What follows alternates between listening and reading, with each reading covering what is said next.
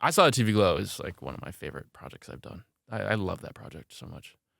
Do you remember the first time you read the script? Yeah, I was in New York. I was doing Sharper, which is this project I did with Julianne Moore. And I read it, and I was like, I have no idea what the fuck I just read, and I have to do this movie. And I met with the director, and they explained it to me, and I like understood it. I understood like the allegory and the references, and I remember like Jane like trying to kind of coming into the meeting like trying to like convince me to do it, and I was like, I'm trying to convince you to let me do it. Like I have to do this, and Jane was like, great, like we're on the same page. And that was a really interesting film because it's almost like this like character odyssey. Like my character spans from like 15 to like 30, I think, and like 35 or something like that. And, you know, has like asthma and goes through all these like different like derealizations and but the whole film is shot very experimentally and Jane knew exactly what each shot was going to look like. And so a lot of it was like really letting go and trusting Jane's vision, like balancing that out with like, how do I like hold the weight of like where I'm at in this character's life? It was hard. It was really hard. What did you learn from that movie? Because you have to learn a lot, even just about the trans experience.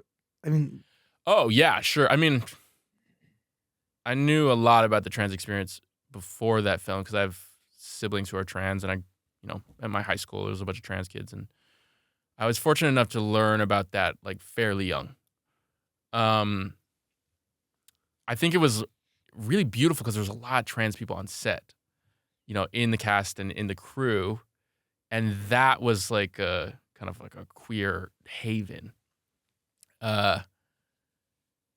I had some reservations at first, and I talked to Jane about this. I was curious as why they didn't cast a trans actor to play that role.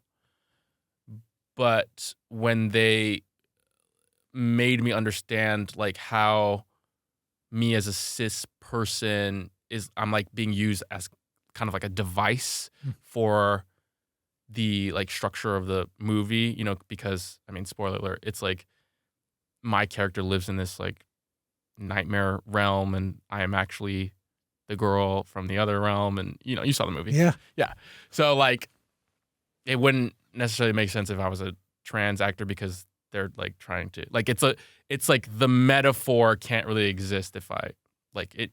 Anyways, no, it completes the whole thing. But that was a big concern of mine because I'm really passionate about like those kind of politics and trans people being allowed to play trans characters. But I also am passionate about trans people telling their stories the way they want to tell them.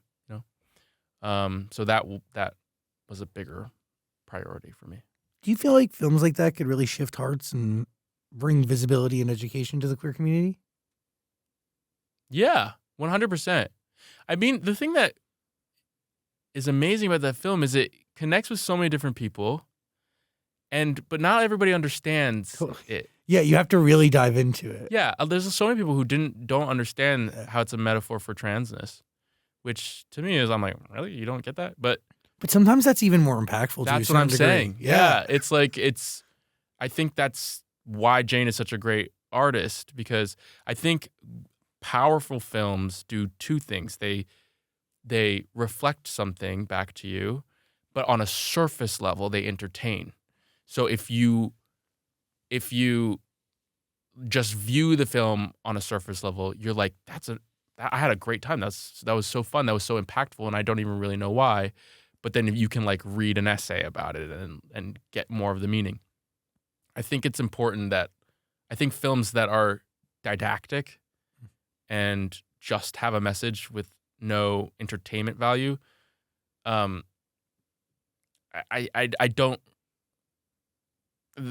I don't prefer films like that. Totally. Well, they don't resonate the same way. They don't resonate, yeah, because I think the nature of film is that it's supposed to affect you emotionally.